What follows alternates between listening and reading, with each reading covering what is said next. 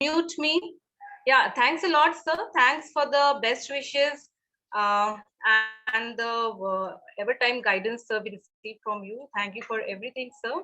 Yes, you have rightly said, this today's International Radiology Day has a theme, and keeping that in mind, something interventional in TMD could also be done. Keeping that in mind, we have decided the theme for today. That is it. Temporomandibular disorders, clues in CBCT. So thanks a lot, sir. So starting with the introduction, let me take the opportunity to introduce our esteemed speaker, Dr. Tatu Joy, sir. Sir has done his graduation in 1993 from CODS Mangalore and post-graduation from SDM CDS Dharwad in 1999. Sir has a special feather in his cap of specializing in neuromuscular dentistry and temporomandibular dysfunction. With 21 years of rich experience behind him, Sir has been a passionate advocate and evangelist of TMD treatment in India. Sir's vision and desire for providing quality TMD care in India motivated him to undertake some pioneering ventures in this field, which include setting up India's first exclusive specialty diagnostic center in Kochi, Kerala in 2000, setting up Kerala's first CBCT imaging center, setting up first exclusive neuromuscular dentistry clinic in India, the Right Bite Craniofacial Pain Care in 2015, which is now renamed as Dr. Tatu's TMJ Head and Neck Pain Care. Sir also has a host of national and international publications and keynote addresses to his credit. Our esteemed speaker, Dr. Nitin Thomas, is an oral medicine and radiology specialist, completed his BDS from Government Dental College, Bangalore, and went on to pursue his MDS specialization from MS Ramaiah Dental College, Bangalore, with honors in CT and MRI diagnosis. Along with his passion for oral medicine and radiology, Sir also pursues innovation in digital dentistry and 3D printing applications in dentistry and neuromuscular dentistry. Sir joined the Maxillofacial Diagnostics, India's first exclusive oral medicine and radiology center in Kochi, where Sir is a 3D prosthesis specialist, where precision measurements are 4D. And of course, Sir has a host of national and international publications and presentations to his credit. With these brief introductions of our esteemed speakers, I would now request Dr. Nitin Thomas, sir, to kindly begin with his presentation. Dr. Tatu, sir, will soon join the presentation. I request Dr. Nitin Thomas, sir, to kindly share your presentation.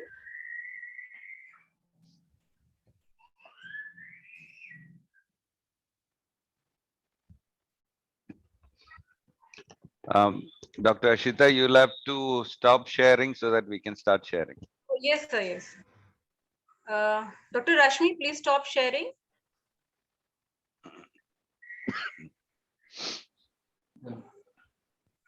Good morning, sir. Nice to see you at the early. So we're expecting you a bit later, but we are happy to.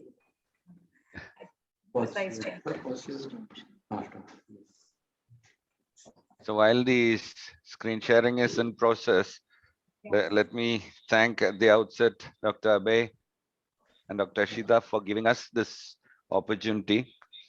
And we are only proud and happy to be associated with GDC Nagpur, and to know that your department does have a lot of equipment, and surely after this lecture you will need a lot more equipment. So I hope Dr. Abe is listening to us, so it'll help you. Okay. Now let's start with a small introduction to what I understand about oral medicine and radiology. I hope most of the participants are oral medicine and radiologists, since it being Ranjan Day. Somebody whom I, would have loved to meet And I was lucky enough to go to his grotto in Germany when I had gone there for a training. And so that is the closest I've met with Ranjan. Okay.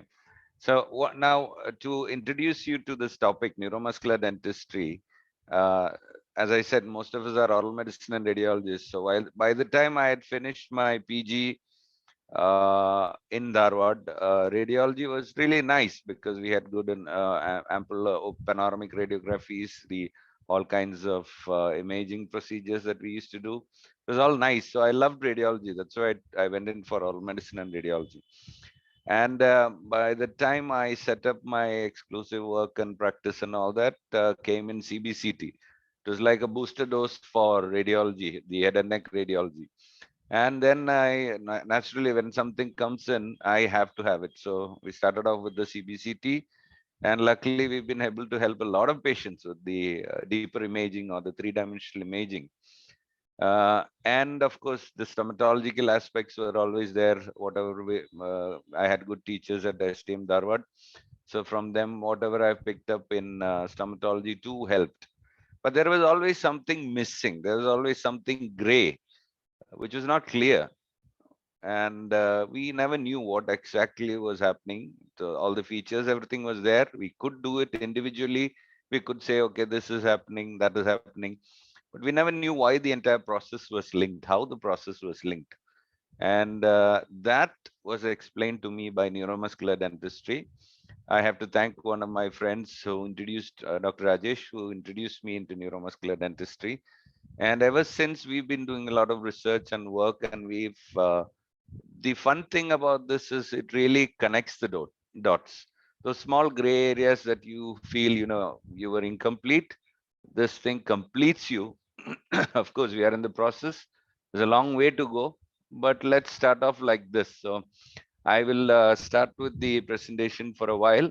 And since I've been out of clinic and I just reached back yesterday morning, sorry, today morning from one of my travel, and I'll just introduce the topic to you, and then I'll hand it over to Dr. Nitin. He's a very capable, young, dynamic radiologist who's sitting next to me, and he'll take you through the most of the presentations, and then I'll get back for the final wrap up and for any Q&A in relation to the presentation. Please do ask us. This presentation was worked on by both of us. All the decorations and all the niceties that you see has been done by Dr. Nitin. Mine are just the cases and the data. Okay, and so we'll start off with this. So if you do what you love, you will never work a day in your life. And that is a policy that we follow here at both the centers. One is a specialist center for diagnosis.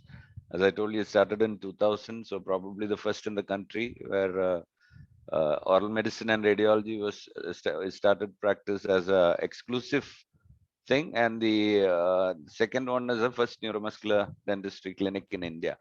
So those two are, I would say, the feathers in my cap, and the rest, everything came uh, as bonuses. Okay, so that is us. So what you're about to see here is intended to kindle your mind and excite you. If it does not, we have failed. And so with that, let me just go into the data. This is my team at, is the full screen visible, Dr. Ashita? Yes, sir. Okay, this is not, okay. So that is where we work for the TMJ Center. Here we have Dr. Nitin, myself, Dr. Mary, Dr. Shankar, and Dr. Jojo, who's the neuromuscular orthodontist. And this is ICMO, where I got my fellowship. I'm working on my mastership now. This is spread all over this continents. It's all been started by Dr. Bernard Jangelson. And incidentally, his wife was suffering from a neuromuscular disease or a TMD. And that's how he as a prosthodontist, worked on the different kinds of machinery equipment and got her out of the problem, because there was nobody who was, there was no solution provider. So this is another great personality that I adore. He was in Seattle. So he had the uh, larger geographic benefit of having all the retired engineers from Boeing, the airline company. So there were amazing engineering group that was supporting him. And that's how we have a lot of instrumentation and equipment that have come into the market for TMD. Every instrument has its own purpose, has its own beauty, and that's why we need to use it. Now, for those, most of you, as you in the department also, you've been using CBCT for, I presume, for quite some time. Now, the challenges that we see is basically we like to see from 2D, we'd like to know what are we expecting from a 3D image. That is the state that you become once you start using these equipment. So when you start using a T-scan, when you start using a JVA, use the TENS, you kind of now are trying to say, what am I expecting? What am I going to see? So when you look at that, and if there's any variation, why does that happen? So that questioning, that thought, that thinking is the most important part in this thing. Most importantly, neuromuscular dentistry is muscles. So the muscles hold our body straight. So if the muscles are weakened at any point, then comes the strain all throughout the body. So unlike what we were looking at just the mouth or just the teeth, we are now looking at the entire body. We're looking at the respiratory system. We're looking at the gastric system. We're looking at the neurological system. So this all comes together to form what we have brought to you. Okay. Dr. Ashita was asking us to provide some T-scan data, then some few other data for children and all that. So we've tried to mix everything together, because when you ask one thing, it is in itself a 2-day program. I have attended T-scan training, at least 7 or 8 T-scan trainings of 2 days or 3-day program. So if I can only show you a T-scan and how it works and some of the cases that I've done. This is so that everybody's focused. So I go off in between a little bit. So about epigenetics, genes have biological tendency for expression. True, definitely. But changing our state of consciousness can influence or even change completely the tendency for expression. When we do this, our code can actually be rewritten and a different manifestation be expressed. Unlike what we used to think earlier, genes decide everything. No, your environment and the living systems around you can rewrite and manifest a different, give a different manifestation to the gene. In short, we are not the code, we are the writers of the code. So the importance of the TM joint. Now, why are we so focused on the TM joint? Few pointers. One, it is the highest joint in the body. Secondly, it's the most frequently used joint. That reminds me of my son's 3rd month sonogram. He was thumb sucking. And imagine thumb sucking without the TM joint. So I'm saying from in utero itself, we've started using this joint.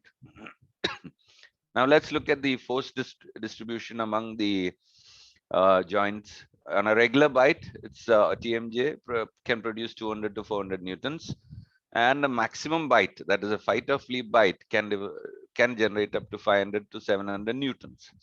Elbow joint, maximum force 400 newtons. This was studied from baseball pitchers in US. And the knee could, in the American footballers, knee could generate around 600 newtons of force. Now, so when you look at this 500 to 700 newtons of force on your bite, that is when you realize how beautiful this joint is positioned. And it also guards the primary intake unit. So for those who've used motors at home, when there is no water and the motor is not working, most of the time your mommy or somebody will tell you, go check the motor. The first thing that you look is either the switch is on or not. Of course, you need the neural connection should be perfect. Sorry about the coughing. I just traveled back. The next thing that you do is the foot valve, where the primary suction unit, where the entire all the dirt is being pulled up. So if there's a problem, generally it's with the foot valve. You clean up the foot valve and the motor starts working. Likewise is our oral cavity. The oral cavity is the primary intake unit. The eye takes only visions. beautiful, nice visions, and the ear hears sounds, the nose preferably just air. Although people are capable of poking in things into all these cavities, but generally the oral cavity is where everything happens.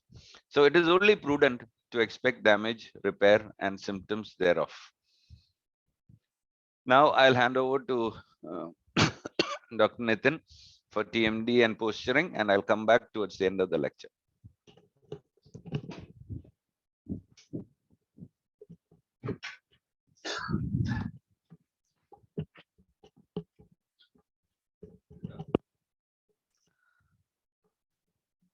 Hello.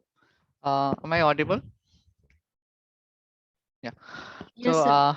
first of all, I like to thank the organizers, GDC Nagpur, Dr. Datakar sir, Ashita ma'am, and her team, and of course, Dr. Tatu for giving me this opportunity to talk on this simple yet complicated topic.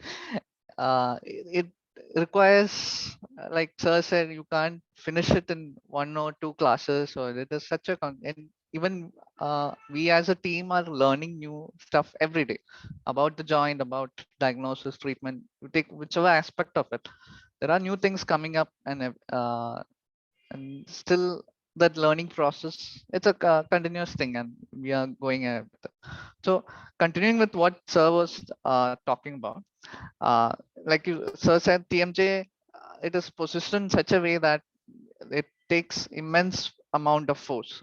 So on a joint or on a mouth where the forces are imbalanced, it is prudent to more damage and repair works as possible. So as dentists or as other specialty people, what they see is they are only focused about the joint, but it is also important to look at the posture. So in a way, when a patient of TMD has to be diagnosed, the diagnosis starts from the moment the patient walks in. Okay, so before going into how it affects the posture, let's see how a normal posture is. As you can see, a normal posture includes the head being held up straight. The head the head is against gravity, is being held up straight by the not just the neck muscles, include everything from the neck to the back, upper and lower back muscles.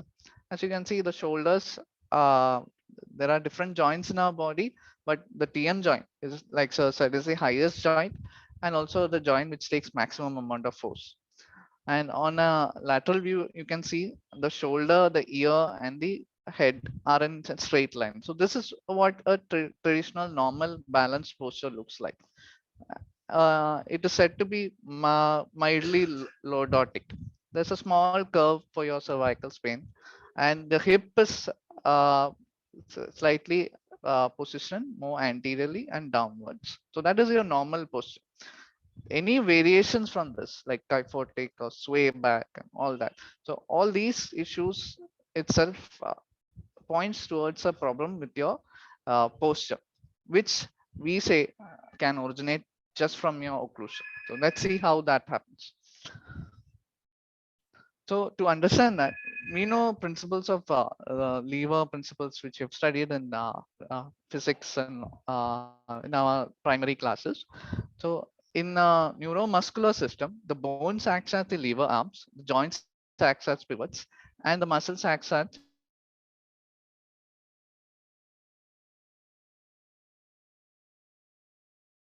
something. All those are considered as loads.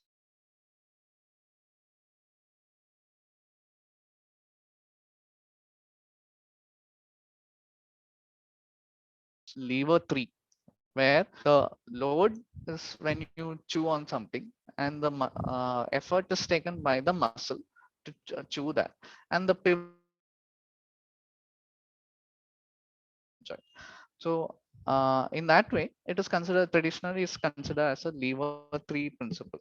So how does it matter? And uh, we'll be explaining how it is mattering and how it affects the posture.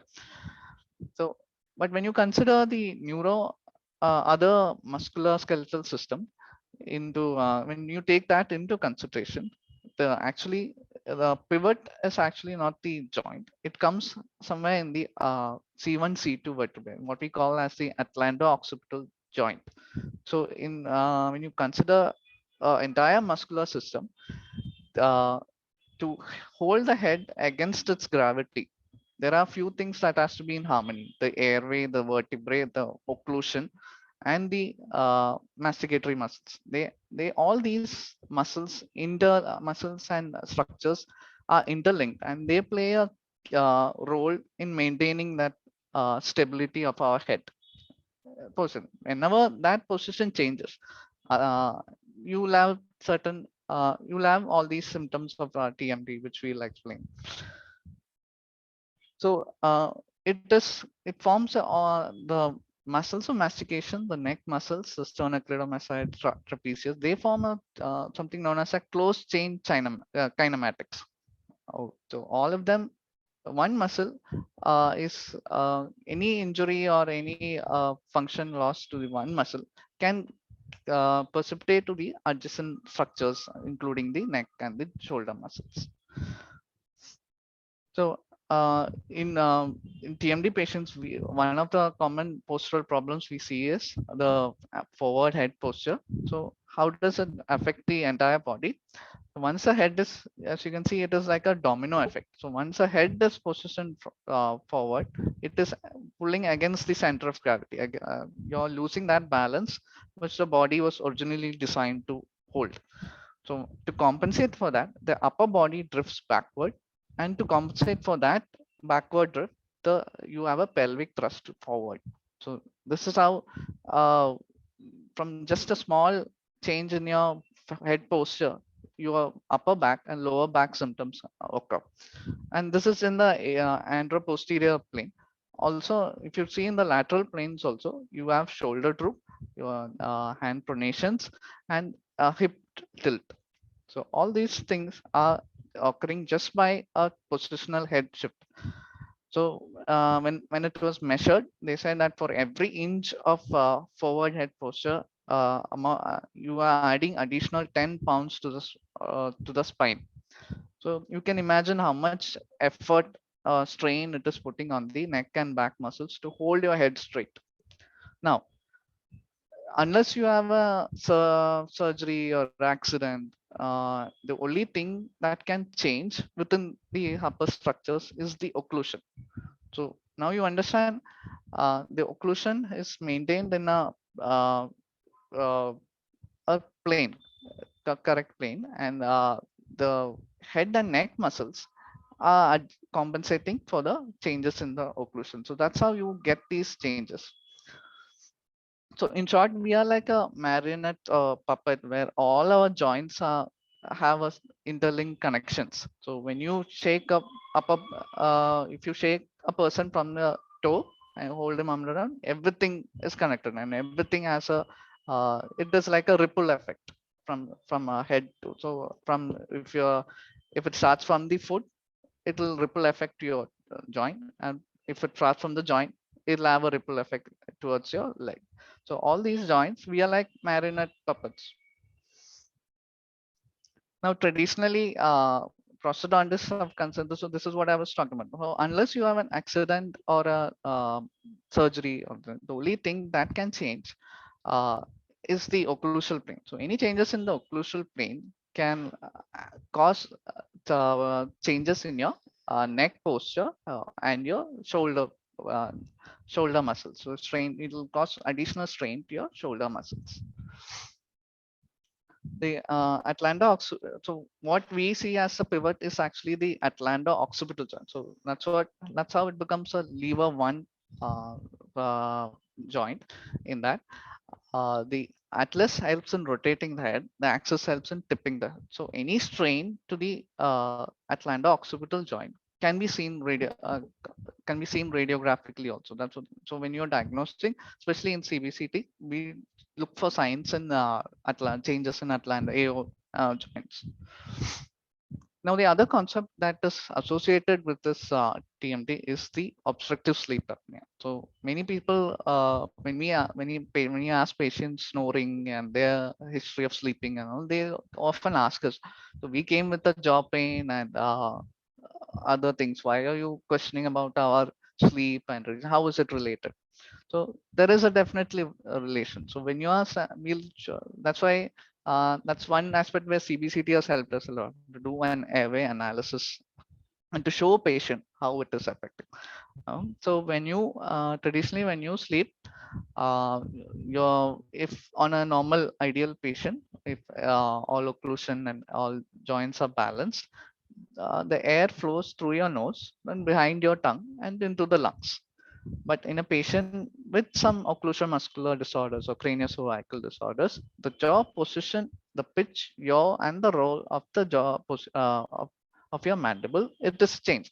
So it'll rest in a position where it is not causing any strain to all the muscles. So that in that position, if it is slightly behind, maybe just 2 to 3 degrees behind the maxilla, it'll reduce the volume of space that the tongue can rest. So what happens when a patient lies flat on his back, the tongue goes back and you will have a adduction with the soft palate and it'll further fall back and obstructing the air. So when a patient breathes through the nose, the air gets pulled and it is not going into the lung. So that leads to symptoms of obstructive sleeping. It can from bruxism to clenching to snoring, so severe symptoms. So in such patients, we need to look at the airway related issues also. So what are the airway related issues? I've shown you some symptoms here like daytime drowsiness, memory loss, stroke, depression, early death. So that's why OSA is often called as the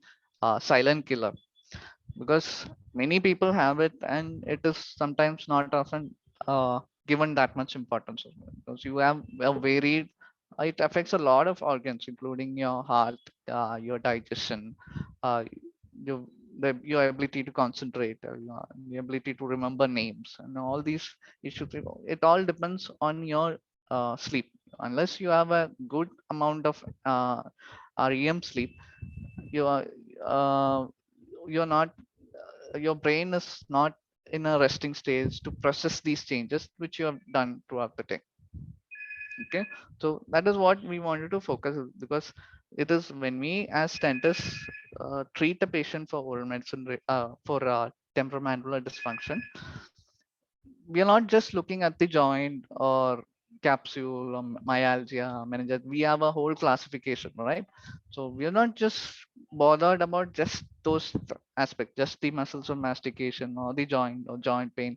Give a temporary like muscle lax medication. When you are checking for a or diagnosing and treating a TMD patient, there are these two aspects also which you have to do. So that's why uh, the diagnosis aspect has to be spot on. You have to see for all the signs and symptoms the patient has, and the treatment is based on that. Because after you finish treatment, you are correcting patient's posture, patient's bite, and improving his sleep. That's your ultimate goal. Okay, so with these concepts in mind, let us, so you can see this is just an example of three famous table tennis or sorry, badminton athletes. As you can see, Rafael Nadal and Djokovic and uh, so yeah. So among all the three players, you can see from their facial growth pattern that one of them, that is Federer, has because of his class 3 profile, you can imagine his airway it is improved. So that is why he is very active. When the other two are often having take a lot of breaks in between and all that. So diagnosis. Coming to diagnosis, when you like I said, now that you know the relation between joint posture and sleep, the when you ask the start diagnosis of a TMD patient, it starts from the like I said, like it starts from the moment the patient walks in, and we usually give them a questionnaire. This is Dr. Penn Sutter, who's in Canada. This is one of the questionnaire formats so that we follow. Among this, we also give them a pain grading scale, and out of 10, what is your severity of headache? What is your severity of uh, pain in the eyes? What is your severity of pain in the jaws? How is your or in the neck? And or we also ask them about their sleep and all the other stuff. So then we'll do further investigation, radiological and clinical investigations. So history and record is very important. We maintain in our clinic, we maintain a complete booklet of this for it, because at each treatment, during the start of treatment or mid treatment and post treatment, we ask them to grade their pain and symptoms, how it has improved, reduced, or has anything changed, and all that. In that way, we can keep up with them, because it is a it is a complex thing, and we need to be treating for the patients, not just the joint pains, the posture, the back aches, and all of these are interconnected. So these are some of the signs after symptoms. These are some of the signs that we see. Uh, these are some of the signs that we check in the extraoral and intraoral application. Extraorally, you can see facial asymmetry. So this happens when we ask the patient, on which side do you chew? So, patient with a potential TMD has a preferential side. It can happen due to many aspects, the way the teeth are erupted, or if there is any supraeruption, other things. The occlusal force may be concentrated on one side. So the brain automatically tells the human body to adjust your chewing and biting onto one side. So over a period of time, when that happens, you will have mesenteric hypertrophy. So that is what we see as facial evidence. Many patients come with a complaint of swelling sometimes on when we see uh, clinically, or even after we take an OPG, we have found that there's no dental or other causes for this. On a CT, you can even make out how the thickness of the masseter, how it has increased. So facial asymmetry is one of the first signs when you see a patient itself, you can make out. Extraorally, so other than that, extraorally, what other examination that we do is palpation of all the muscles of mastication, origin and insertion of all these muscles. For masseter, that is the superior, middle, and inferior head. For temporalis, the origin and insertion. Even the lateral pterygoid. Many people have told us that lateral pterygoid palpation, it is slightly tender, but sir has even put out a video on how to do it and on a patient and all that. So all the muscles of mastication, the neck muscles, the trapezius, the sternocleidomastoid, even the scalenes and digastrics, they play some people, some patients have come with pain only on that. So then obviously the temporomandibular joint and the retrodisc, especially the retrodiscal tissue and the intra-auricular palpation of this. So all these tenderness signs are calculated intraorally. Intraorally, we check functional movements of the mandible. Start with the functional movements with the mandible, then see for other signs of trauma from occlusion, like abfractions, attritions, erosions, deep bite, overjet, exostosis. So will show you some of the pictures that are shown.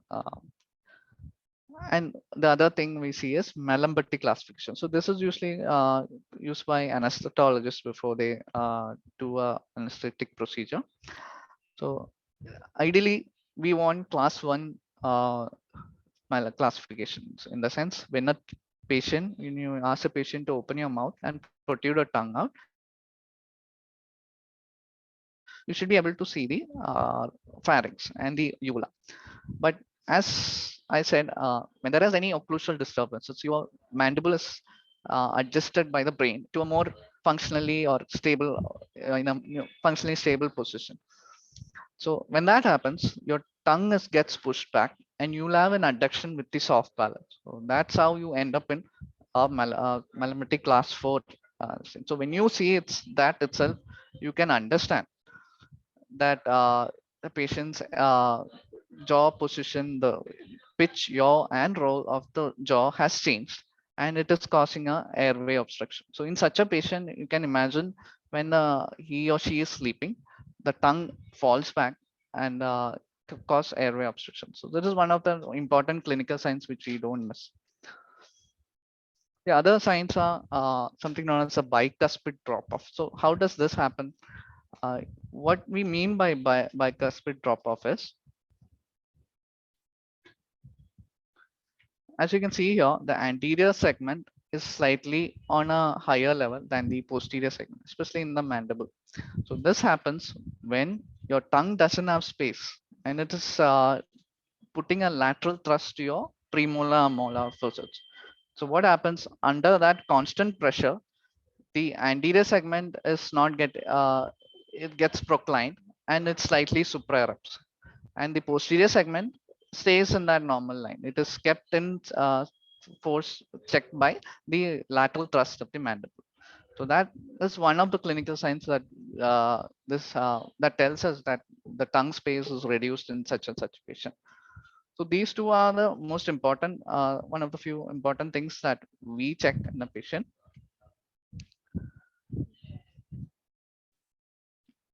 So the other things include tongue crenation. So like when the patient has a uh, either a small jaw or a jaw that is positioned slightly backwards, the tongue space is lost, which will cause indentations of the lingual cusps of mandibular teeth on the tongue. As you will see scalloped tongue, malamity classification, bicuspid drop off, abfractions. Now signs of, like I said, signs of trauma from occlusion, bruxism, or night clenching, including severe attrition wear and all that. One of those aspects is the tori.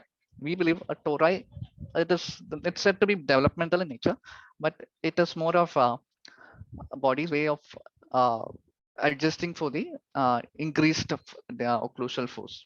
So especially the mandibular tori, you can see we have had patients with severe tori on deep bite patients and other patients. So what we have seen is there is a positive correlation between this traumatic bite and mandibular tori. So when if you see a patient with the tori, you can check if you check that occlusal force, you will understand that it's such an there will be a lot of attrition and tori will be there.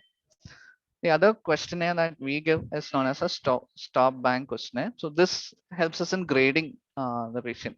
So one of what is stop bank? It is nothing but S stands for snoring.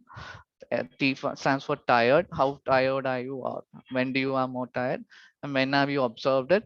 What is your blood pressure and BMI, age, neck size, and sex?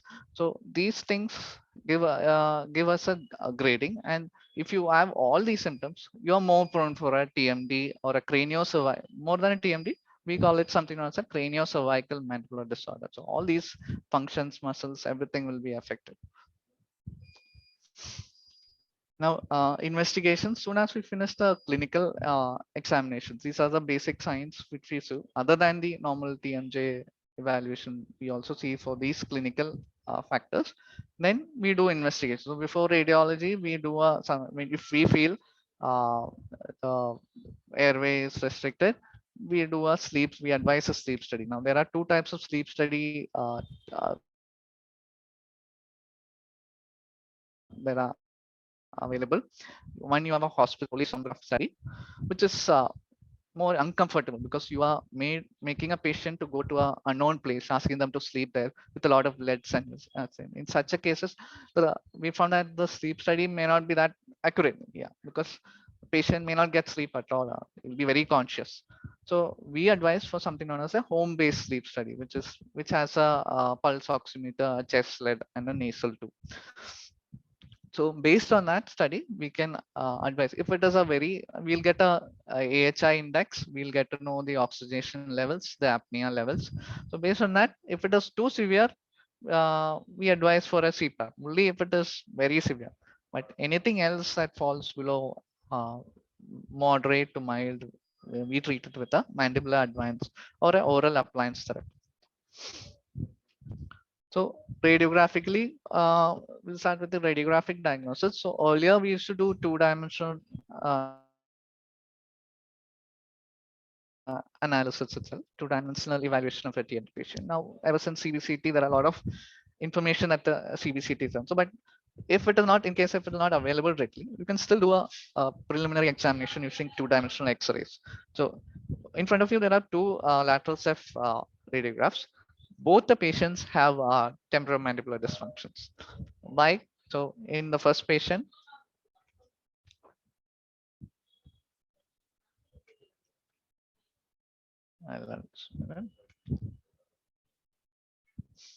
so as you can see in the first patient, the first obvious thing that you see we check for is the airway.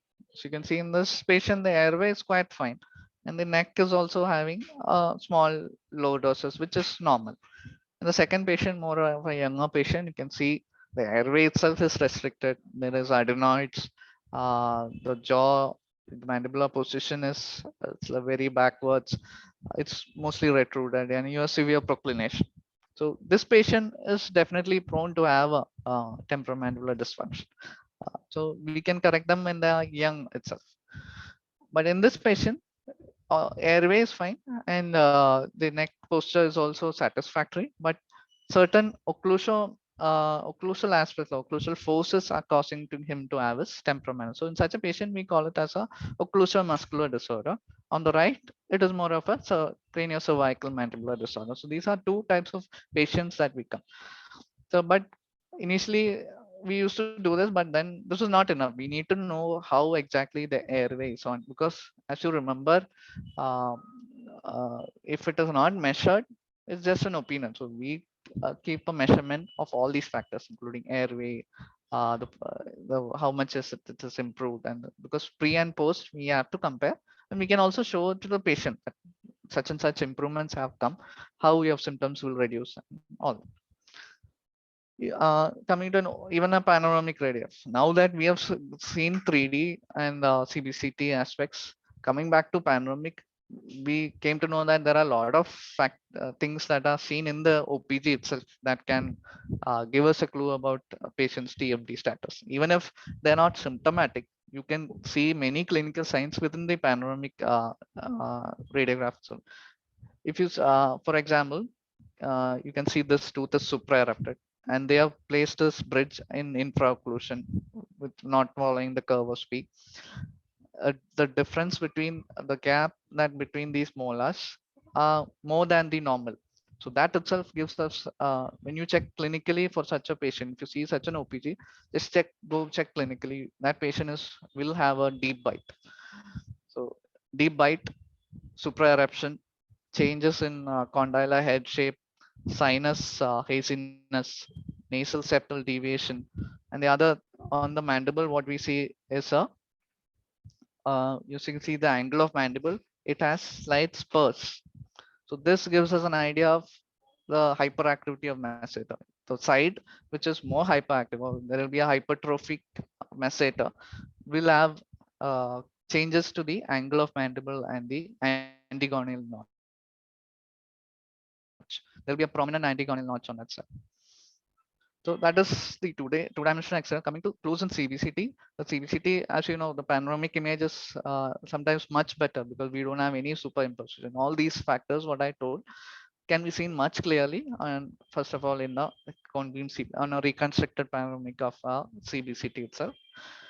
As you can see, there's a severe erosion of condyles and the sinus and nasal septum. So when we check not just the dental aspect, the entire OPG, including the sinuses. So the other major thing that most important thing why we advise the CBCT is for the airway analysis. Now, traditionally, airway analysis was done what for the complete airway from the nasopharynx to the laryngopharynx, but we are more focused on the oropharyngeal airspace, that is from the space behind the palate and the tongue. So that is where we see most of the restrictions. So in our set of in our studies and what we have found, what generally is accepted is a minimum volume of 35 cc or more or 30 to 35 cc and a, minimum area of 200 millimeter square or more. So this is considered as a normal. Any variations from that is caused by a change in your tongue posture, which may be induced by a change in your mandibular position.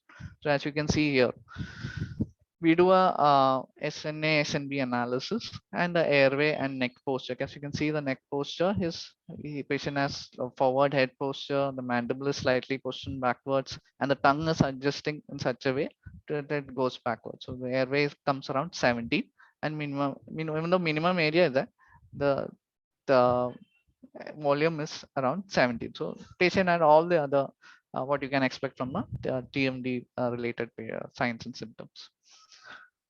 For this is one aspect when we check when a CBCT for a child is advised, for whether any history of adenoid enlargement, adenoid surgery, that itself can cause airway restrictions and all that. So you can clear any more than any other radiograph, you can see how it is increased, how it is how much it is limiting the airway and all that, because adenoid kids, especially children with adenoids, can have post functional changes in early childhood. As you'll see in our cases below, the TMD related signs and symptoms, they don't start when they are teenagers or adults. It starts from right from their very young childhood, like 2, 3, 4 year old.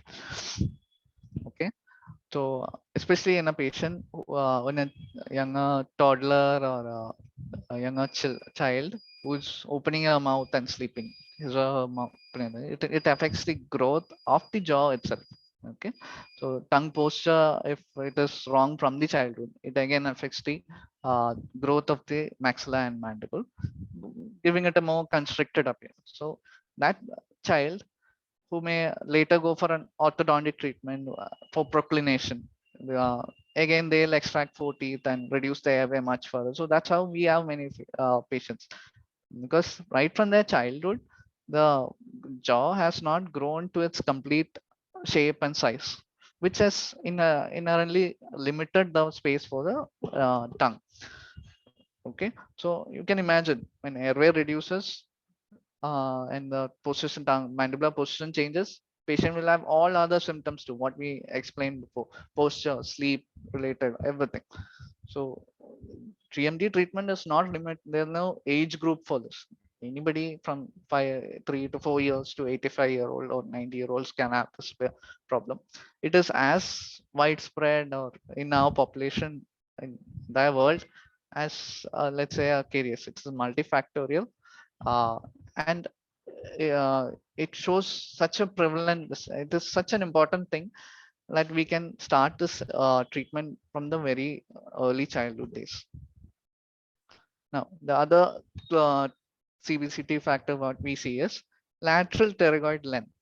Okay, so ideally, let's say before going to that,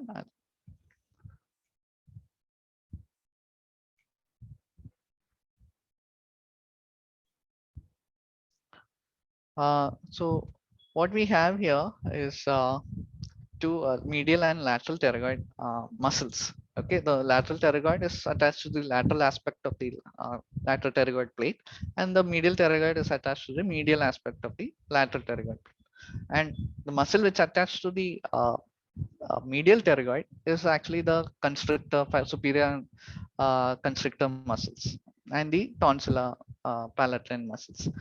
So what we have seen is in patients with TMD, in patients with unilateral chewing habit, in patients with pain and all that, they've been, we get to know how much or what is the duration that a patient has gone through changes. Okay, so lateral pterygoid elongation is one indication that your patient is having a TMD, because the muscle attached to it is under constant strain. It is under spasm, which is causing a functional elongation of the lateral pterygoid plate. So as you can see here, the medial pterygoids, them not elongated. This should be the actual size of the lateral pterygoid, right? But what you can see on your, if you take an axial view of this, you will see that Not only it is elongated, it is changing its angle also. So both medial and lateral pterygoid muscles are under spasm, and it is one of the reason why this patient is having a temporomandibular dysfunctions. Okay, so initially itself, when what we call as a disc displacement or jaw deviation itself, the lateral pterygoid muscle goes into spasm. But if it is without reduction, this muscle is under constant spasm, causing a functional remodeling of this lateral pterygoid plate. So that is one sign you can see in a CBCT.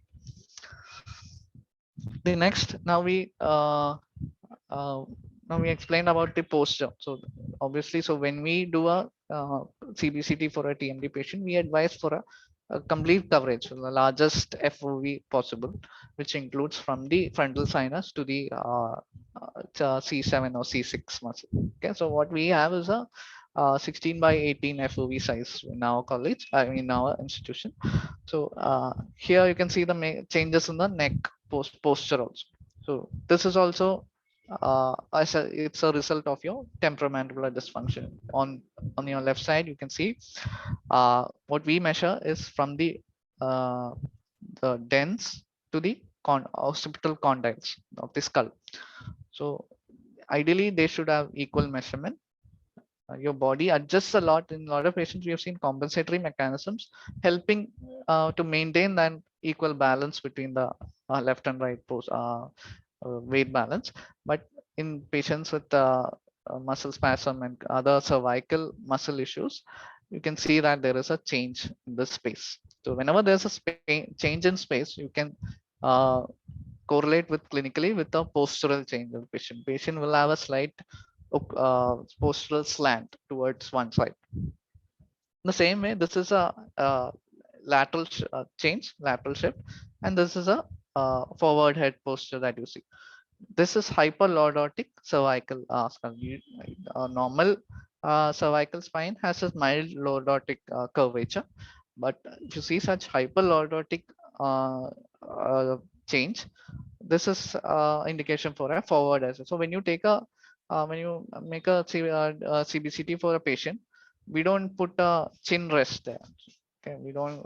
We ask the patient like how we take a cephalometric image. So we just stabilize the head and ask the patient to stand still and as he would in a normal way, so that we get to know his posture also in both in AP and lateral dimensions. So this kind of hyperlordosis is a sign for a forward head posture. Okay, so forward head posture is a compensatory mechanism to improve airway, because when you tilt your head forward, your airway opens up. So that is why traditionally we ask kids when they are choking to look up to see lizard or light or whatever. That is a way of opening up your airway. So body knows that, and so that's what our body is also trying to do by for putting our head posture slightly forward. So you can clearly see that in a radiograph. And as I've explained before, posture, any forward placement of your head, for every inch 10 pounds of weight is getting added to your spine. So naturally all the cervical and shoulder, back, all muscles are getting strained. And other aspects, yes, obviously we see the TMJ aspect of it. We see if there is any erosion, or we see for the disc space and all that. So CBCT may not give us the position of disc directly, but you will get an indirect clue and where the disc and the condyle, how it is related. Here, this in this patient, you can see the condyle is within the socket, and you have a small gap here. At the same level, on your left, on their left side, you see that the condyle is positioned more laterally, and you have a space more on the medial aspect. So this gives us a clue of both the discs are slightly displaced, but on the left side, it is completely anteriorly and medially displaced. So in such a way, we can tell that it is a anteromedial disc displacement. And other changes we may see is on the condylar head itself. If the cortical border of the condylar head is flattened, it is thinned out, all those things are much more clearer uh, on a cone beam CT compared to your normal aspects. Then although we don't use a three-dimensional picture of this thing, this is a great patient education tool, and we can tell and show them how it is affecting your, not just your joint or your to you. You've come, we can tell the patient that you've come with a jaw pain. Your problem actually lies elsewhere, from your posture, from your neck, and all that. So all those clinical signs and symptoms what we have shown can be appreciated here. So like you can see the condyle, the cervical position.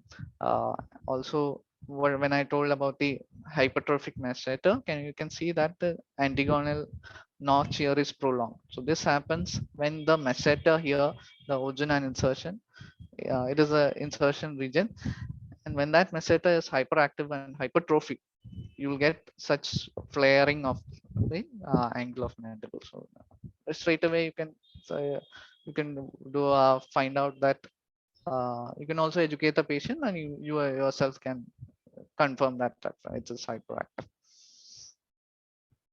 So these are some of the signs that we've done many studies on radiology, on CBCT, on how to find out this and the correlation with this and TMD on that, right? So sir has two important publications on a very well esteemed orofacial pain journal known as the Cranium. So you can find both the articles here.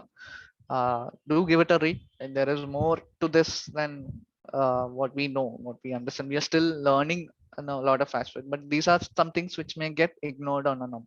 So our point is, when you are, if you are diagnosing for and investigating for a TMD patient, don't limit your cone beam CT so to only the teeth. Or we've seen condyles, only the condyles are being covered. So no, that is not how you do a radiological investigation for him, because you're not just bothered about the condyle or the teeth or the just the how the position of the teeth or all that. The entire head and neck plays a very important role. And also the second thing is airway. You have to respect the airway, because right from childhood we have learned that oxygen is the most important thing in the for our life. So how much of that is affected, that will give us on a grading on how much we can help this patient. Okay, if it is severe restriction or if it is so the clinical radiographic clinical and radiographic analysis of a TMD patient is very important, and something should not which should be given much important care to, because there are a lot of signs and symptoms that we may not see or traditionally a lot of people, you know how dentists just give us splint and all that. So there is all these things are connected, and we must respect the airway. That is two important takeaways of this two thing clinical radial aspects of this. Now treatment plan. So now that you know that patient has such and such problem, has a neck problem, posture problem, TMJ pain, muscle pain, occlusal problems. So all those things, now we can formulate a treatment plan, whether we should do complete rehabilitation or a simple correction solution. So that is what our treatment plans uh, have mainly two principles. So okay, so but before that, like how I said, clinically, if you see for some a few of us have come with their children, because even they have back pain and other issues, they are opening their mouth and sleeping, occlusion is deranged, all those aspects. So if you see such things for your children or your relatives or anybody, you can always, what we advise is that treatment can be started earlier without us intervening also. So that is something known as a myomunchi. You have different sizes for it. This is an Australian company, and it is a myofunction appliances for starting from toddlers, so 2 to 4 years. Okay, it is something like a teether that we give, and kids love it. What it does is it helps that to train the kid to close their mouth, to breathe through their nose, and also helps in training their uh, tongue posture. So this is a primary objective of this device. And if the tongue posture is correct, we are ensuring that the jaw growth is happening as well. And along with that, if the child has any adenoid or anything, we can treat them. So both these things itself can give, we can ensure that the child has a proper jaw growth, and if it is taken care of at much earlier stage, it is much more simpler to correct.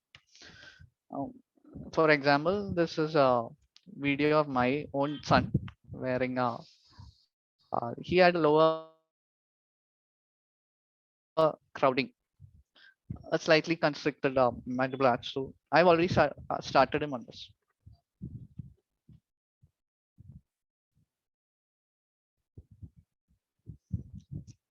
So the kids love it.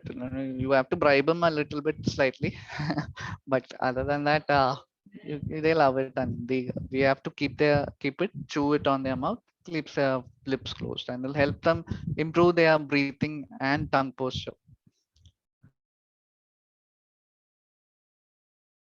So treatment starts very early. My son is just 2 years old. So for everybody else, for other major treatment plans, we can do. There are two types of concepts that we talk. So according to our protocol, there is known as an addition neuromuscular dentistry or reduction neuromuscular dentistry. So this is based on all the clinical and radiological investigations we've done.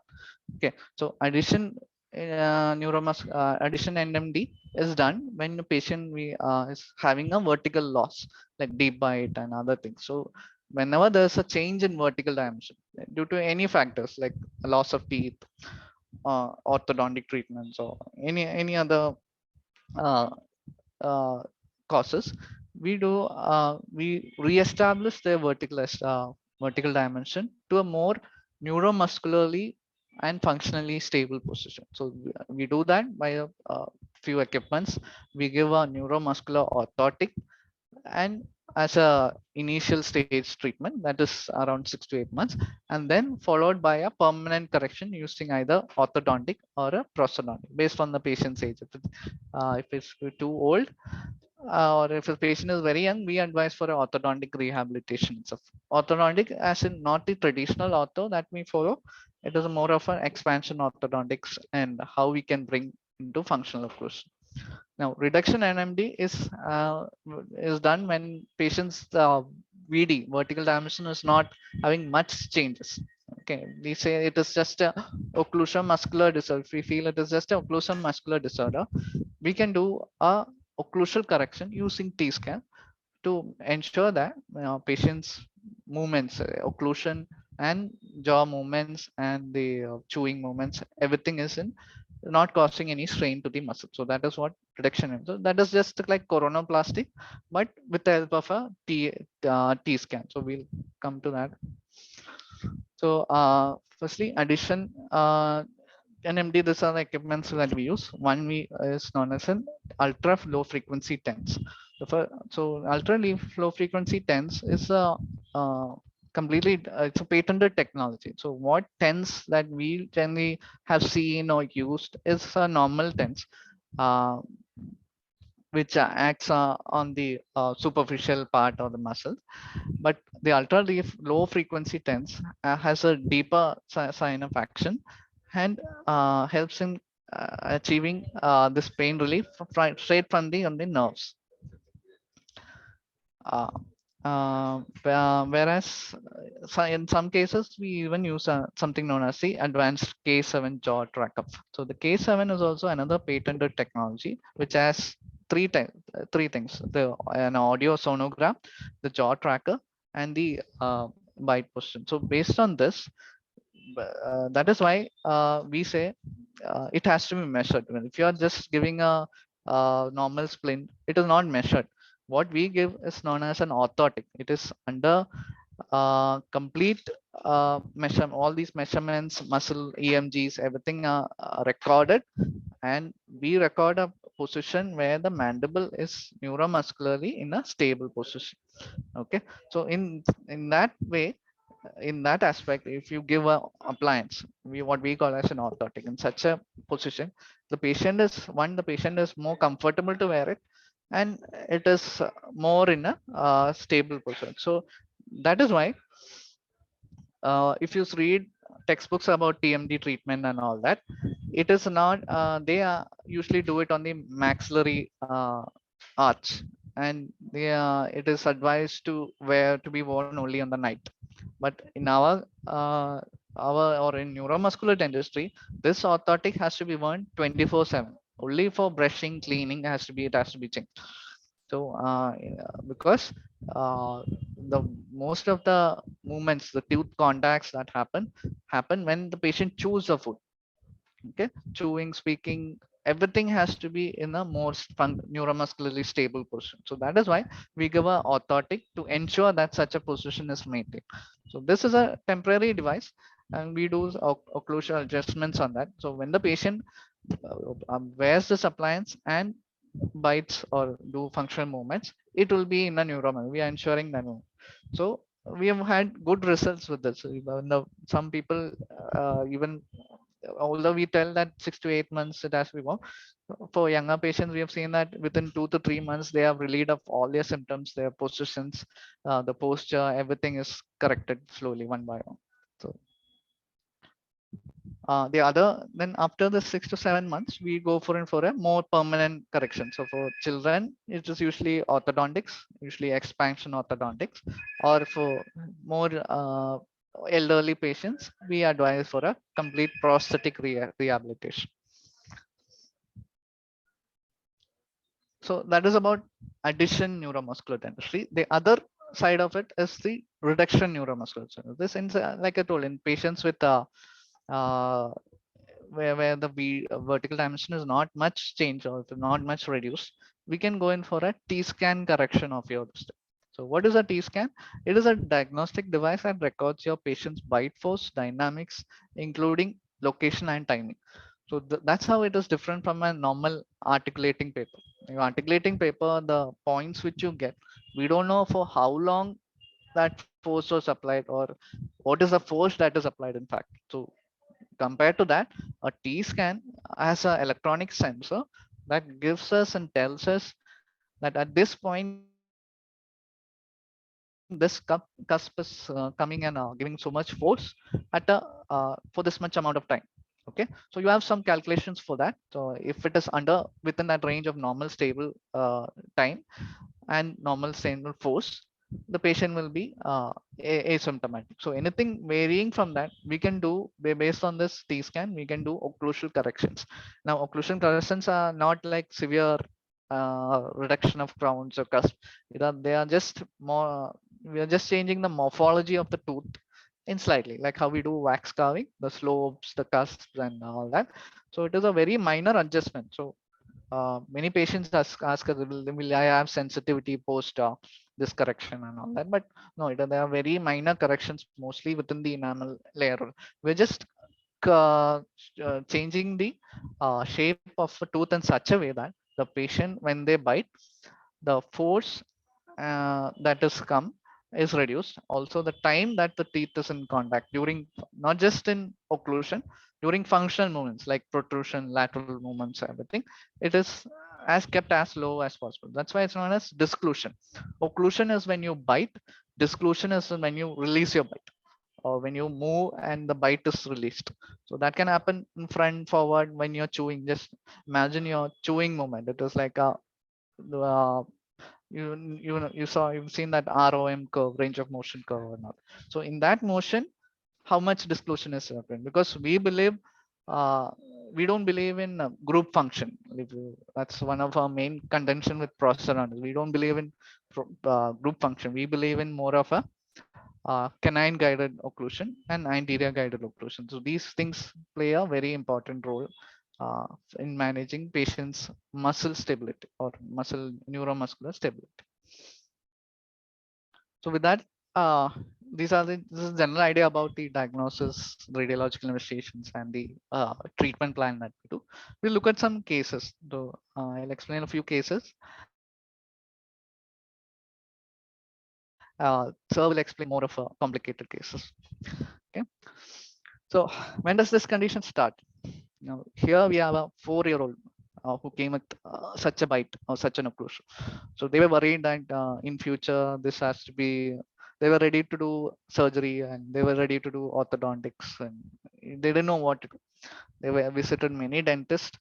All of them gave very complicated ideas on how to manage such and such a patient. When she came to us, she had this deflection of the entire jaw. The entire occlusion was deranged. When she opened her mouth, it was completely deflecting one side. At the moment, we just took a OPG and a lateral ceph, and there itself we saw some signs. You can see the arrows. There is a curvature, and you can also see the airway.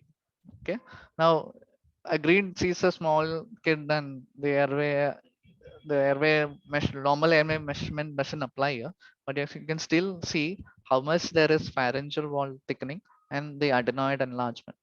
So because of this, the way there were no history of trauma or signs of the condyles were fine, all that. So other than that, the only factor that can contribute to such an occlusion is an airway restriction. She was a chronic mouth breather right from her child, very early days. Okay, and now because of that, her muscles, everything is under strain and tension.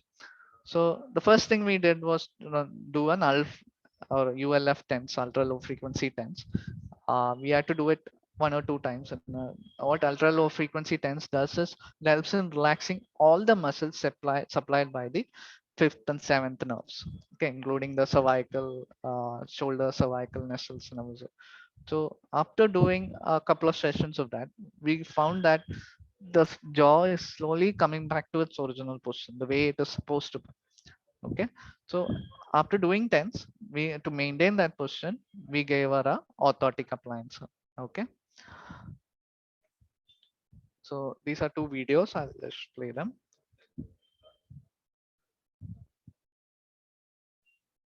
You can see the small appliance in our mouth. Okay, so this appliance is fabricated in such a way that after doing TENS, the muscles are relaxed and all that. So without the appliance, you can see there is still some deviation. So this is intermittent stage of this treatment. Okay, you can this is within 3 months. You can see how much change is already occurred.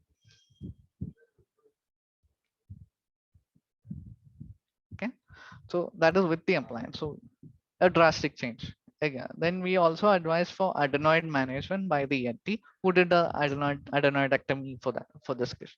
So after adenoidectomy and some more months of orthotic treatment, this is a so now see how the occlusion is changed. Now there are still some variations because this is a small kid. The teeth are erupting and shedding. It's a mixed dentition state. So there are a lot of changes that are still happening. So, but at least now we have changed our gross deviation or deflection of the jaw to a more functional position. So in that, okay. So now the treatment doesn't get over there. We are still following up with this kid. Right now we have put on myofunctional appliances and, to promote all this jaw growth and all that. So by the time she is around 7 8 years old. By the time she's around 13 15, we'll reassess her and we'll do some normal bite adjustments on all the T-scan related adjustments for them. But you saw the drastic. This was her initial stage when she was 4 5 year old, and this is right now.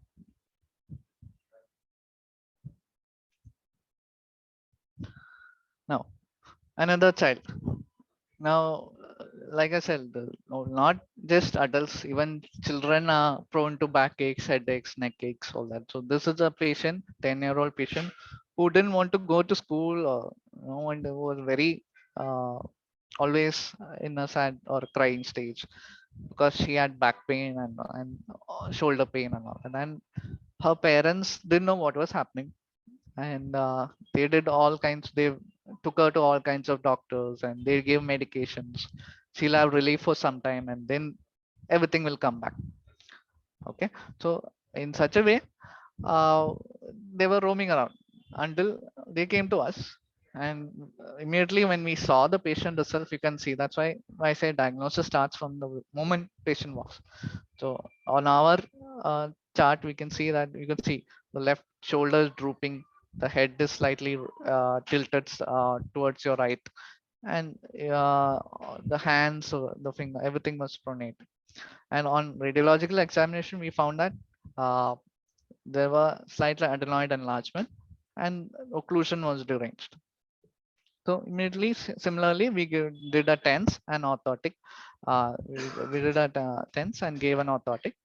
And post orthotic, you can make out her shoulder.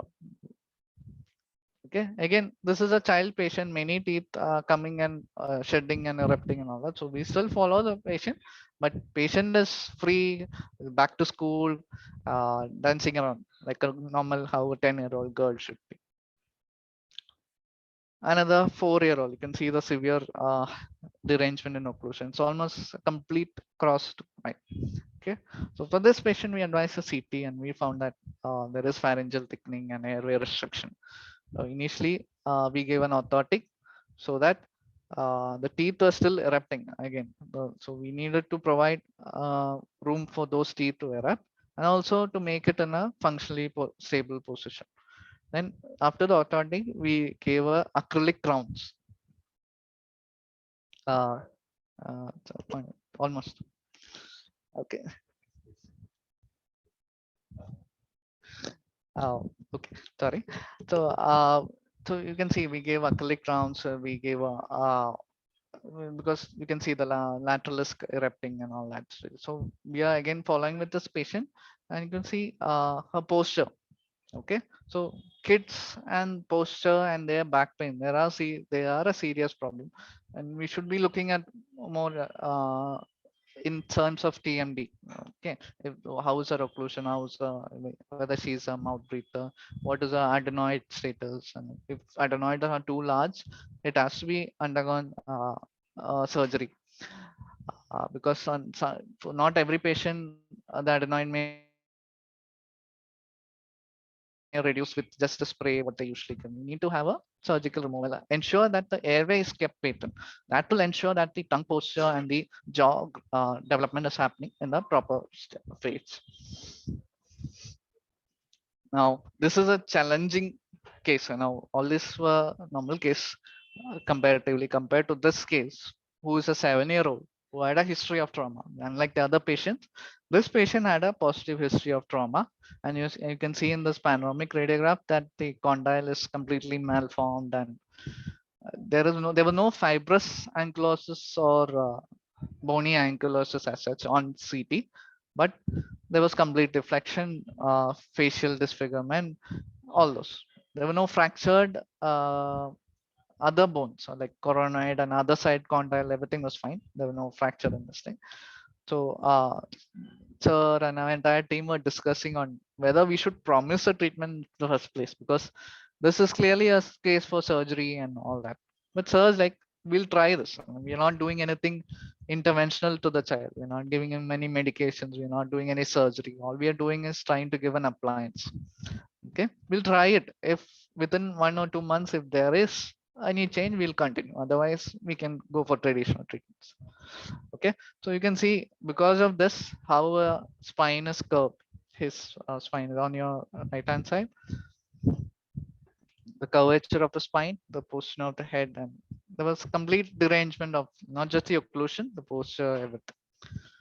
After a month, okay, so we reevaluated the same patient after a month. You can first straight away we can see the curvature of spine has improved.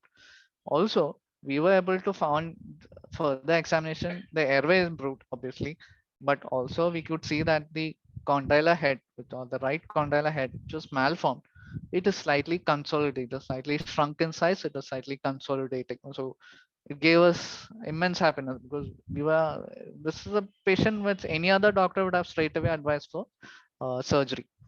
But helping him now, although there is some amount of deviation deflection, slowly we are getting him into his occlusal, but the occlusal forces that he applies on one side, it is severe, tremendous, that even our orthotics can handle those pressure. It is fracturing actually very frequent. The Even the appliance is getting fractured, because on one side you can imagine where the affected side is completely within his, it's deflecting towards one side, and that side is affecting, putting a lot of immense pressure on that side. So we are still doing him. We are getting him back to his occlusion. It is definitely a challenging case, but with Sir by our side, we can definitely do something. We can help the patient. Now, some of the radiological signs pre and post we like to show you. So this is just a GIF image showing soon after you wear an orthotic, how the neck and cervical airway can improve. Okay, so this is within few weeks. Uh, the can see patient who can see a posture, head and neck is slightly curved, and also the airway. So the second image, what you see is with the orthotic appliance in his mouth. When you have put an orthotic appliance in a stable position, you will have a better airway. Also, you can see immediate change in the curvature of his spine. It is straightened out. It needs slightly curvature. So that is one more. This is another, the airway improvements that we see post or pre and post orthotic. So here, like I said, 30 to 35 cc certificate. Anything less, we advise for a orthotic. It was 27 cc. Now we've got it almost 10 cc increase. So you can see is this is a more of a kyphotic cervical spine where you have a concavity. It is slightly straightened out and slight convex curvature. The normal convex curvature of the spine is maintained. The airway, you can see the measurement. Minimum area is around 400. Patient is completely symptomatic, symptom free, and posture is also improved. This is a slightly older age patient, around 60 to 70-year-old. For we were able to improve life experience and all the her improve lifestyle is much more improved because she was eating better, functioning better, and all that. So that is the role that we play as dentists, or and especially oral medicine radiologists in this field can do a lot of life changing alterations that can help your patients. Now another case where you see that it was around 15 cc post orthotic, how the cervical spine is improved and the airway is improved. For that, tongue posture is more improved. Uh, this is another thing we are currently studying. We have found that without surgery of the adenoid itself, just by giving a orthotic, improving airway, the adenoids are shrinking in size. Now imagine that is again another life-changing aspect. Nobody would like to do surgery for anybody, even if it is child or teenage or adult. Going under GA for an adenoidectomy is not that preferable.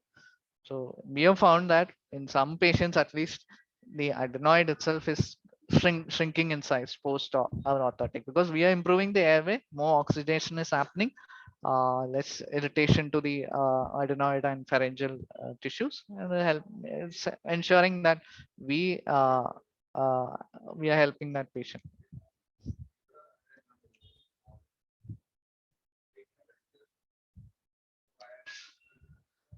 Uh, we've also found this improvement in post DTR also. Not everybody, sometimes due to time constraints, and we have patients who visit us from abroad.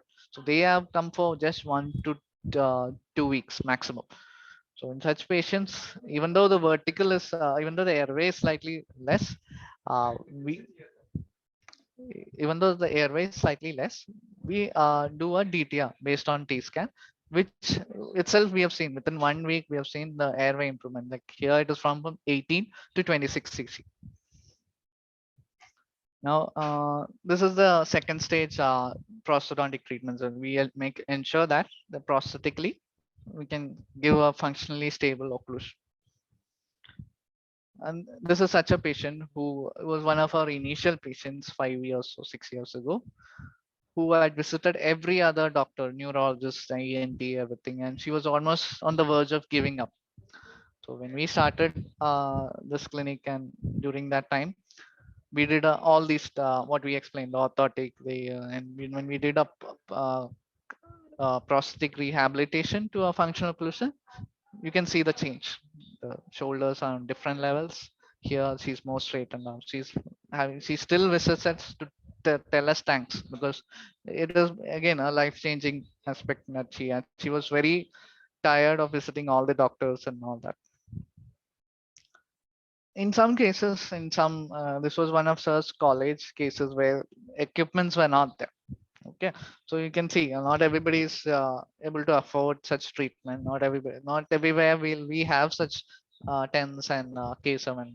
So in such cases, in a patient with a deep bite, sir advised uh, a composite crowns or a crowns to improve our vertical. Okay, just that. Just did some crown cutting, bite adjustment, crown placed some crowns. And immediately we could found that her airway improved and she was symptom free. So occlusion is such a important factor. We have not done any other medications for this. But the way your maxillomandibular cusp engage and leave, like this both occlusion and disclusion, they are very important. So if you ensure that itself, you can ensure your better. You can ensure that the patient goes symptom free. I can see your poster radiographs, all that. Now, the other orthodontic treatment is mainly focused on expansion orthodontics. So in such, you can see initially this patient had anterior crossbite. Uh, so after doing TENS and thing, we got a occlusion uh, after doing TENS and giving an orthotic. We also simultaneously made an MSC appliance. MSC is maxillary skeletal expansion.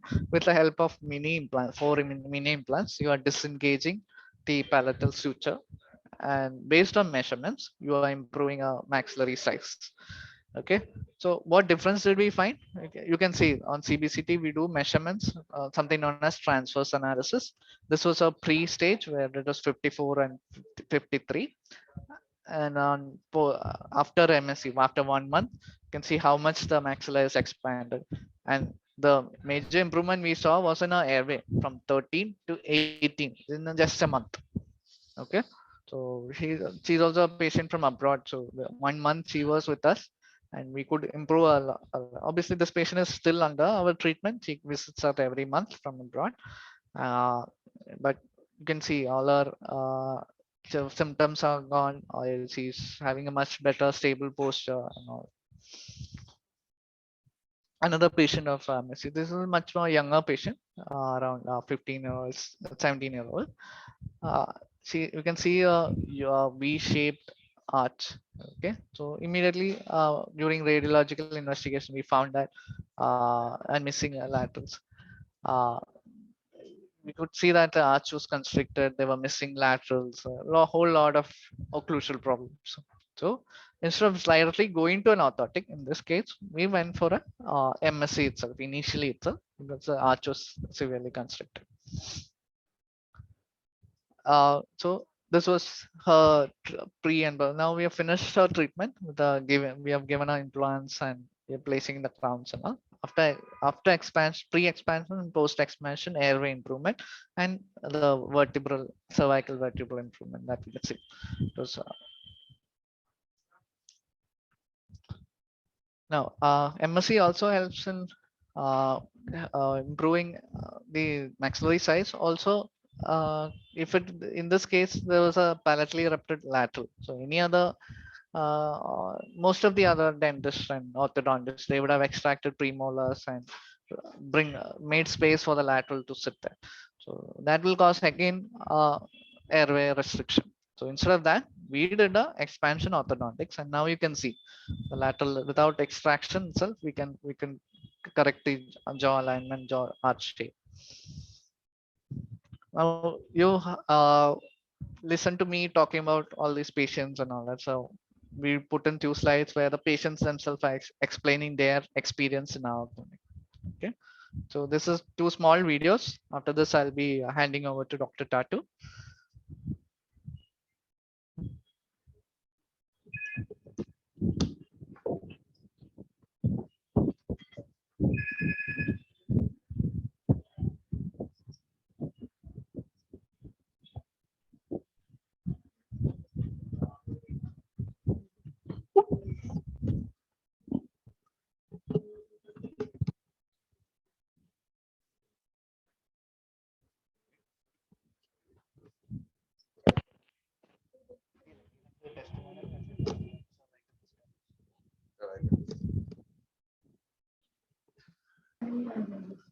Sir, the video is not audible.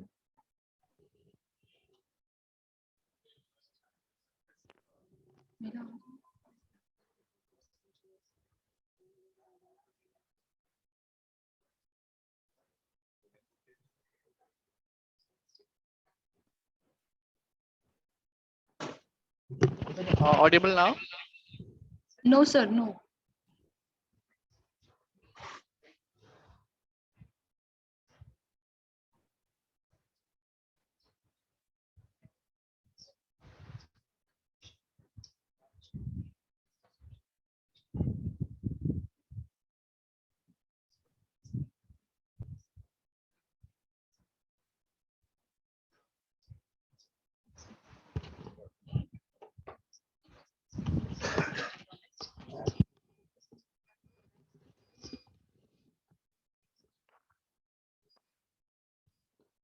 I'm sorry, on our end, it is heard very clearly.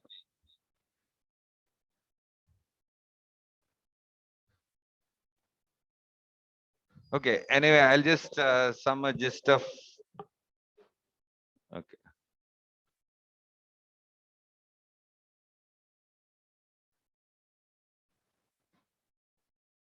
Okay. So how do I go to the next slide? This one, right?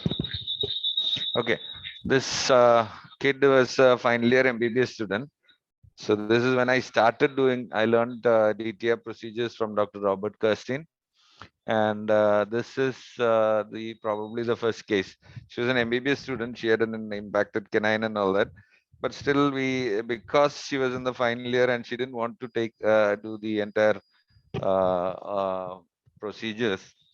So we kind of suggested uh, a DTR procedure. And actually, frankly speaking, I myself were very skeptical. I was not too sure that I would be able to manage her with just DTR. That's why we told her, ideally, she needs a better airway with orthodontic procedures. Now, she's been, I think this was done some 4 years, 4.5 years back. She's doing a PG now. She's never had any problems. I'd recently called her to ask her about her situation after this many years. And she's, I think 6 months back, I checked. She was absolutely asymptomatic and she's doing a post graduation in pediatrics and she's happy. So this, unfortunately, the audio is not playing, but anyway. So we have another patient experience. I think some of the testimonials have been done. Okay. Now, most importantly, for this particular girl, the thing is, uh, any prosthodontist would have been able to do it clinically too. But with a T scan and an EMG, the advantage is you are very precise and your prediction, you can predict a good outcome in these patients and you're quite sure, unlike just using a paper and trying to find out where exactly the points are. The machine clearly gives us where the issues are, and the EMGs also show us very clearly that, when your procedure is done and completed, you can see the EMGs are nicely resting and they don't have any the high EMG levels anymore. So you can confidently say that this patient is treated. Now, some of the patients, another aspect to TMD care is most importantly the biochemical evaluations. You said what we do. Okay. We generally check for vitamin D, thyroid profile, ANA profile in cases where we doubt anything, the RA factor, serum calcium, phosphorus, alkaline phosphatase, serum magnesium.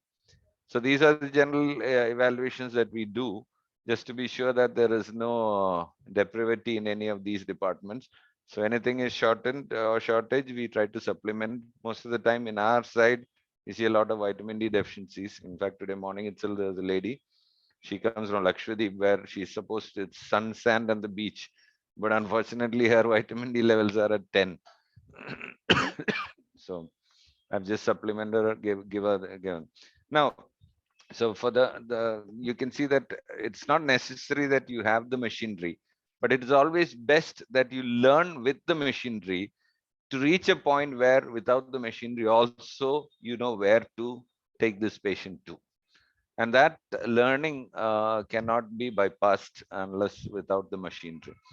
And so this is a patient who came to college. I 2 years back I used to teach in Sri Mogambiya Institute, Kulasegaram.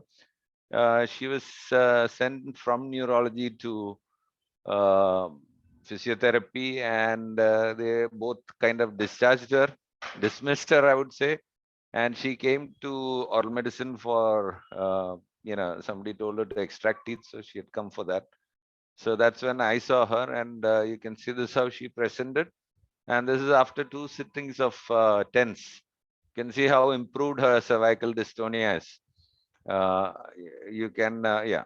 So, and then before taking a bite, the procedure of bite taking is very important in us. This is actually the three-dimensional relationship in neuromuscular, in a neuromuscular trajectory, where the maxillomandibular relationship is optimum. That is what we shoot as a bite. So before taking the bite, I had done a Rocabada neck stretch for this lady. You can see she's virtually, the neck is straightened out. Here you could see the shivers are down. Here you can see her head and neck are straightened out, and she's quite comfortable now. And then we took the bite. So this is what, again, posturing. Sometimes we need help of the physiotherapist to get them postured appropriately before we shoot the bite. And once the bite is shot, and once you give the appliance or you do a DTR, that particular joint stabilizes. Once that stabilizes, the rest of the joint stabilize. So do the muscles, and this is how we get results in patients. The same patient, you can see how she presented. You can see a kyphotic neck. Very sorry. Then you can see after the TENS, neck is slightly straightened out, and then post Rocabado kind of neck stretches, and you can see how straight the neck has become. You can see she hardly has any teeth, so I could only give her complete dentures because this is a remote village area.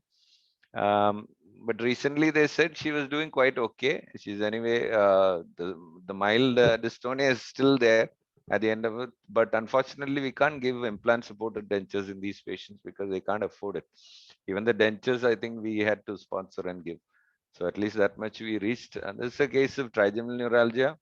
He actually came into the clinic uh, uh, with a friend of his because he was quite dejected with his treatment. So he came with a friend to take a panoramic, and I saw him in the waiting room like this. I think even if the audio is not there, you can see. Can you hear the audio? No, sir, audio is not. I think there's a problem here. Let's see.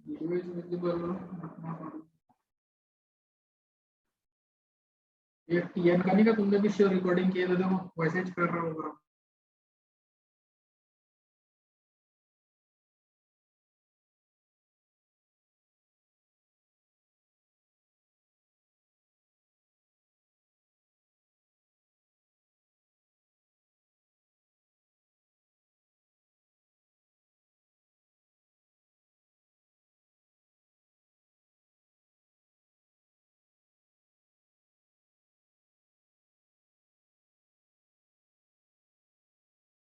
Yeah, okay. Yeah, I'm sorry. I think I muted myself. But anyway, you can see that from the video that he could, this particular video that I took, he was on 800 milligrams of Tegretol and carbamazepine, that is, and 400 milligrams gabapentin. So from there, I took him. I personally took him. I didn't charge him because he had already spent around 8 or 9 lakhs in neurology, orthopedics, and all other departments, CTs and multiple CTs and MRIs. So he didn't trust anybody. That's why he didn't want to come in for a consultation. And so I pulled him, took him with me. And this is him after, is it playing? Sorry. This is him. he came back on my birthday. That is 3 weeks into the neuromuscular orthotic. You can see that smile, and you can see that the orthotic is there in his mouth. He was still on medication, but at least the pain and suffering was all off.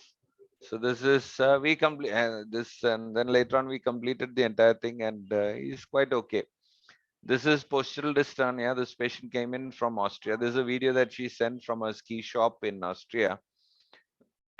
I think more than any words, the video will describe what actually happens. So she has a postural dystonia. You can see how that happens.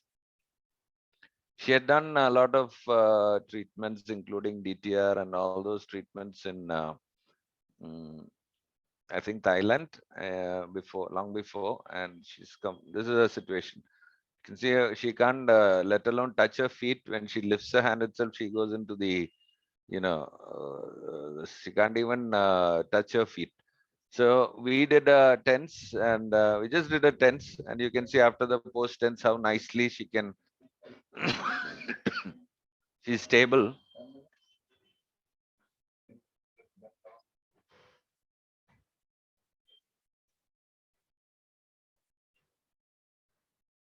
So that's how a tense machine can improve your this thing. So in her case, we did the entire thing. We did the entire correction after tensing her, getting the joint to the right position, and did the DTR right. And I think till recently she's been asymptomatic, and she's invited us to Austria. Maybe some of you can also join us when we go to visit her. So this is us signing off from Dr. Max Leveshel and Dr. Tatu's TMJ Care. I'm Dr. Tatu and Dr. Nitin here. We thank all of you for your patient listening, and we'd appreciate a lot of questions. I am somebody who loves questions, because this, when I take classes, all of you are learning. But when you ask questions, I'm also learning. So I would love that process to be there. Thank you so much. Thank you very much, sir, for the wonderful presentation. I would like to thank Dr. Nitin Thomas, sir, and Dr. Tatu Joy, sir, for the wonderful presentation. Today, we got to know the multifactorial idiopathogenesis of temporomandibular dysfunctions, the role of the interrelated role of the posture, the airway, or the sleep analysis which should be done while we are evaluating for the TMDs. And yes, the diagnosis, of course, is very important. Until and unless the diagnosis is done appropriately with or without the help of the machineries, we cannot reach to an appropriate treatment plan. So even the treatment plan was very nicely explained by Dr. Nitin Thomas, sir, and Dr. Tatu Joy, sir. The cases were also very nice, and very rare cases were indeed shown by sir. So we are very thankful. And actually, I felt this lecture should have been going on, seeing more and more cases, so that we from OMR department from Gdch Nagpur, as well as the participants, would get to know so many new things. But considering the festival season, we planned it just for a 1.5 hour program.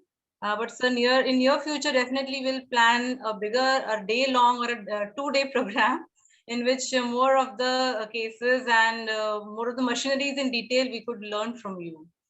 So thank you very much. Thanks a lot. I would now request Dr. Amit Parate to please present the vote of thanks. Over to you, Dr. Amit, sir.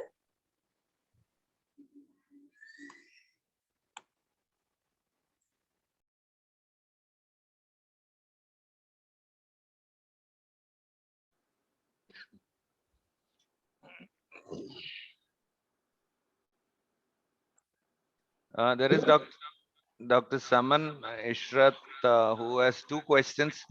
Could you ask that, please?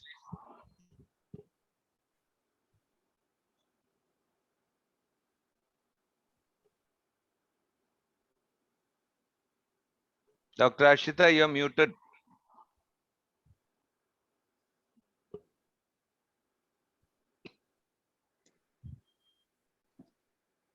Hello. Hello. Yeah, we can hear you.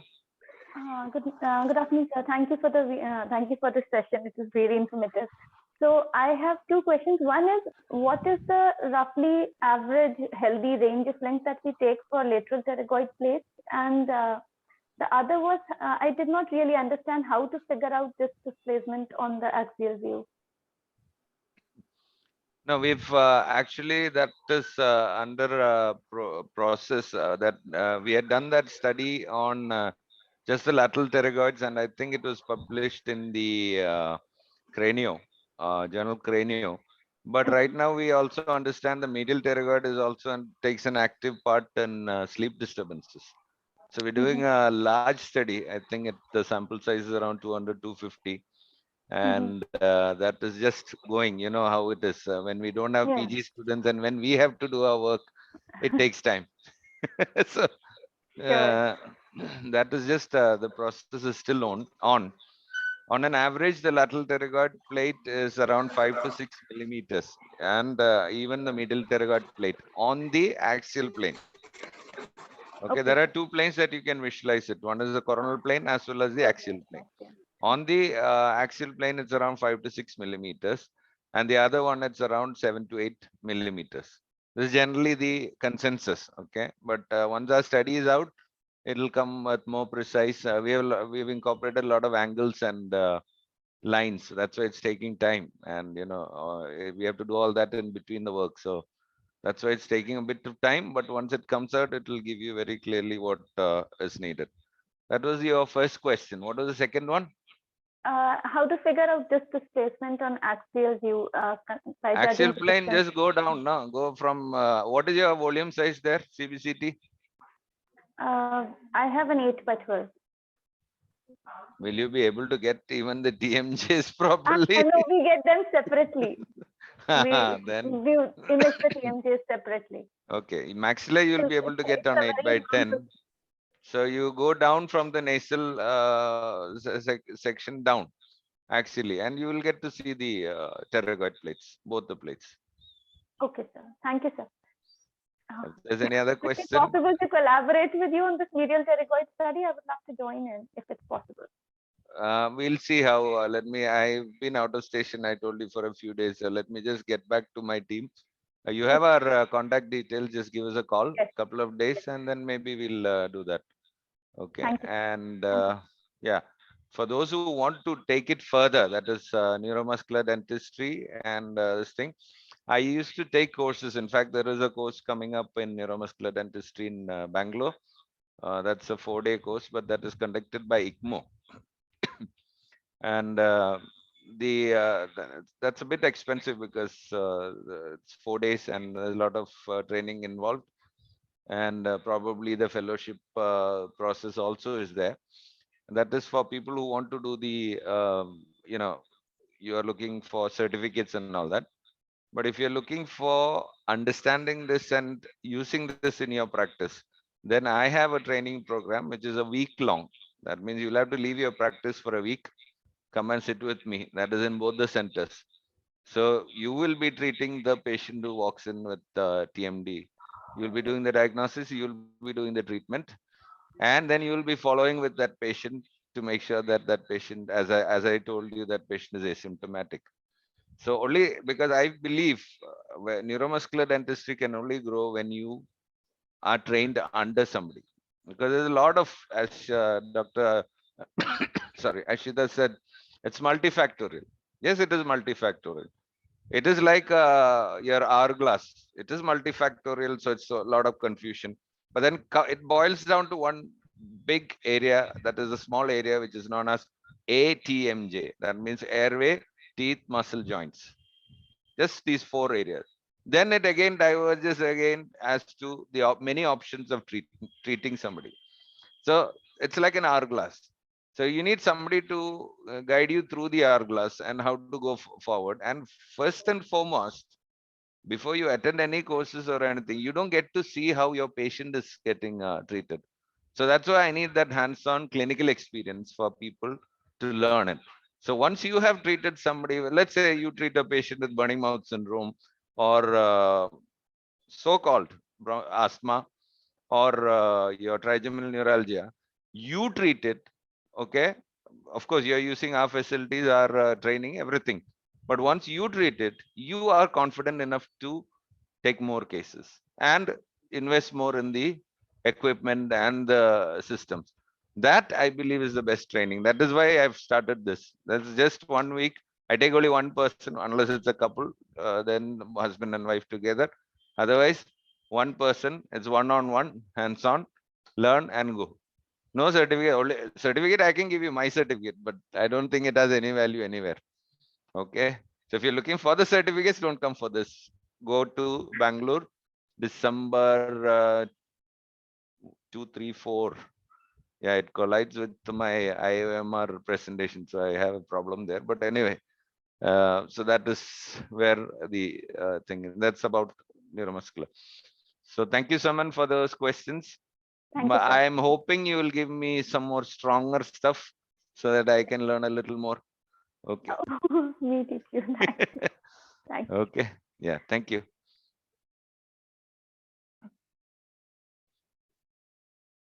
I can take any more questions. I have time, no problem. Just a couple of patients waiting, but they understand, so it's okay. Sir, there is one other question from Yeah. Dr. Varsha Manekar ma'am. Please give details of DTR. DTR, in its simplicity, I'll tell you, it is, see, when I learned, actually, to me, prosthodontics was a very difficult subject to learn. I somehow managed to clear it way back, long back during my BDS years. And then I was hoping that prosthodontics won't come back to me. But unfortunately, now I am stuck in teaching occlusion and prosthodontic principles to a lot of persons. See, this is what every time this is a small info to all your PG students, all those who are listening to me. If you decide that this chapter won't come for you for the exam, maybe it will not come to you for the exam, but it will come and sit in front of you as a patient, 100%. So this has happened to me. This will happen to all of you. So likewise, I needed to refine my neuromuscular concepts. So I went to learn this thing. So when from what I understand, prosthodontics, when I came out, uh, when you do a lateral movement or a lateral excursion, group function was supposed to be good. But then one nutcase, that is Dr. Dr. Kirsten, he got the T scan and the EMGs connected together and started checking on these patients whether the group functioning was good. And he realized whichever patient had group functions, the EMGs were sky high. Again, he would never be able to understand that this physical or functional issue was giving them a problem if he didn't use a T scan and an EMG together. This is why we say machines are necessary, because they will only decloud all these problems. Then later on, after using a lot of machines for some time, you'll understand, okay, I can do it this way, I can do it that way. That's a different thing. But till then, you need this one. So he found that group functioning was a problem, and it had to be canine guided, and all the eccentric contacts had to be removed. So we use a T scan. We use the check the bite in MIP, that is maximum intercuspation. Then we ask the patient for a protrusive movement. We ask for lateral excursions, right and left. And the disclusion time, the ideal disclusion time, that means the amount of time that is taken for the canine to take the guidance without any posterior contacts, is actually 0.33 seconds. So that again time the T scan tells us, and we do the occlusal adjustments in such a way that the time is less than 0.33 or less than 0.5 seconds. We check with the EMGs, make sure that the masseter, temporalis have all settled down. So the moment these are like magic, this treatment is like magic for the ideal patient. Again, now doing DTR for a patient who has very less airway won't help, because this patient, whatever occlusal adjustment you're doing, they're going to go back and do night grinding or bruxing or whatever. And again, they're going to have the entire problem there. So that's what, that airway teeth, muscle joints. A TMJ plays a major role. And as I told you, it is the shorter or the smaller area of the hourglass. So it's very easy, very comfortable. It's just you need to understand, use your logic for each case. Okay, this is short, this is short. So what should I do? Morning, I had a patient I was consulting. She's lost all her posterior teeth. Airway looks okay other than the minimum area, but she was in pain. So when I saw she was, the disc was all out. You had the beaking of the condyles. So she's been suffering all this while. Now probably the teeth have come off, so airway has improved. But the disc space is still a problem. So the problem with her is more with the joint. J. Airway looks okay. Teeth, most of them are no longer there. Muscles are in pain and the joint. So it's joint and muscle alone. So we need to just get those two corrected. And once that is corrected, get the occlusion loaded. She should be fine. I hope I have answered the question. How does NM I have a question from Dr. Shweta. How does NM orthotics help in trigeminal neuralgia? That way you can also ask me, how does it help in burning mouth syndrome? Frankly, I don't have a clue, but I have a hypothesis. I believe burning mouth, pain, and all these are like your dentin sensitivity and then pain. So it's the way that it is interpreted, or it's the way that it is presented, that what we see, we call it either a pain. Sorry. And you know how pain is also, many grades of pain. So when we give, so these patients with neuralgia, what I believe is one of the nerves got entrapped between the muscle dynamics. As Doctor, you spoke about closed chain kinematics. Yeah. So when he said closed chain kinematics, that means the kinematics of the muscle. So a TMD patient can present you with hyperacusia, hypoacusia, vertigo, and itchiness in the ear. There are 4 presentations in the ear. So how do you explain that? The same TMD problem. It depends on what muscle group or what is being involved. Is it a ligament or is it the muscle? So that is the chain kinematics. So depending on the kinematics, you have the symptom presentation. Now, sorry about my cough. Why I took the neuralgia patient was I just had this thought, probably the nerve is getting entrapped between the muscles, and that we can't see in an MRI, CT, whatever. So the only way that I can do is I put him on a tense, relax the muscles, and then itself his pain was off. So that gave me the confidence to give him an orthotic. Ever since, I think both asthma and trigeminal neuralgia, we've completed around 10, 12 cases each. And burning mouth, at least 4 or 5 right now. One burning mouth case turned out to be, it was difficult for me. She was settled, she was healing, but then she got COVID, and then she came back with everything hyperactive. And then I suspected SLE, and I sent for an ANA profile, and she has SLE. So now she's under the dermatologist care. Rheumatologist care. She'll get back to me, and then we'll see how it goes. So there are always, it's not everything is not neuromuscular dentistry, and but going through that process is good. Yeah, but as I said, all the gray areas will be cleared once you start understanding these concepts. It's not just the teeth and jaws. All these are sitting on a human being. As you know, all this, when my BDS teachers used to tell me, I never understood that. It was so deep, the meaning. Okay, do I have any other questions?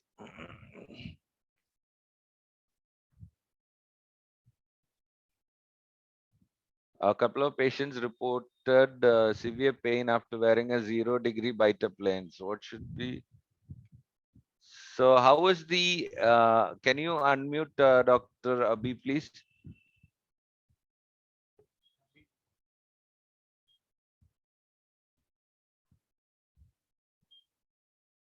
So how was the bite taken for this? 0-degree biter plans? The bite, it was a normal, sir. It was taken a normal, because probably we didn't have an idea how to take an orthotic or this thing. It was taken in the college, in the ortho department. Okay. So you used a soft appliance or soft splint or something like No, that? it was a hard splint which we had fabricated, after wearing, the patient had severe pain. So she discontinued the wearing the appliance. First of all, as she had explained, you should know, you would know that the vertical dimension, if there's in this particular case, I believe the vertical, it's a deep bite case. Yeah, it was a deep bite case with patient had So vertical, you don't know what exactly is the vertical. Now, another problem here is we are not just, mandible is three-dimensional. So we are not just talking about the pitch. We are also looking at the roll and the yaw. Okay. So all three dimensions have to be corrected. That's why neuromuscular dentistry is, to me, one of the best ways, because you are getting the muscles relaxed. Patient comes to you with pain from the muscles. No, nothing else pains. It's the muscles that are paining. So one way you get the muscles relaxed, the jaw positions itself, and the patient is also happy. You are also happy because you get the bite. And onto that bite, you kind of orthodontically get the patient later on. But before we do that, why we use a 6 months orthodontic? It's not necessary, as I told you, DTR cases, we just do directly. But why we leave 6 to 8 months on this thing is the cartilage has to heal, the disc has to recapture, muscles have to settle. Okay. And then once posture also is corrected. So once all this is corrected, you're good to go for the second phase orthodontic or prosthodontic work. Okay. Now we had the problem with the first phase only. That's why the patient actually discontinued wearing the appliance. We had planned the second phase orthodontic treatment for her. I think if you could give her an anterior reprogrammer, just give her anterior deprogrammer. Instead of giving an appliance, just give a deprogrammer. She'll improve. And then the next, once you then once you need to, because the thing is, a deprogrammer also relieves the muscle stress. Okay, but only thing is it takes a week's time. Now if everybody is in a hurry, you, me, and the patient, everybody is in a hurry, so there's only one thing that can hasten the process. That is a ultra low frequency tense machine. So once you get that tense, I can get the 1 week's effort with the deprogrammer, I can get in 45 minutes. So why wouldn't I not use it? Thank you, sir, for this. You're welcome. There's another question, Dr. Sarah Hussain. Can the anterior deprogrammer also relax? Yeah, I think I answered the question along. But as I said, you don't need to wait for a week for the deprogrammer to do its work. You can get it done by the tense faster. So I think we're done with questions. Yes, sir. Thank you so much. Sir, thank you from our side, because we also enjoyed the day. Yeah, it was nice. Thank you very much. Now I will ask Dr. Amit Parate, sir, to give the vote of thanks.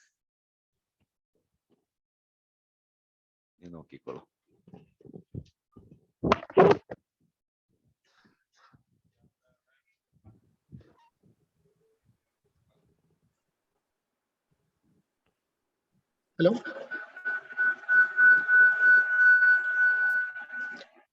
Hello, am I audible? Hello.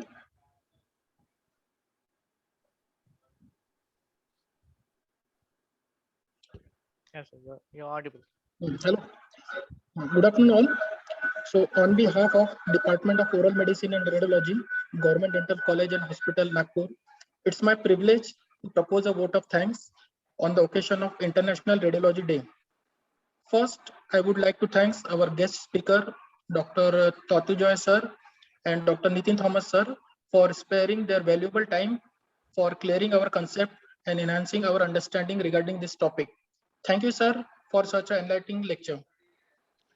Then I extend my heartfelt thanks to our head of the department, Dr. Ashita Kadaskar ma'am, for her constant support and guidance throughout this event. Thank you, ma'am. Then I would like to thank the torchbearer of this event, our respected Dean sir, Dr. Abhay Datarkar sir, for leading and inspiring us. We are thankful to him for his support at all times through this event.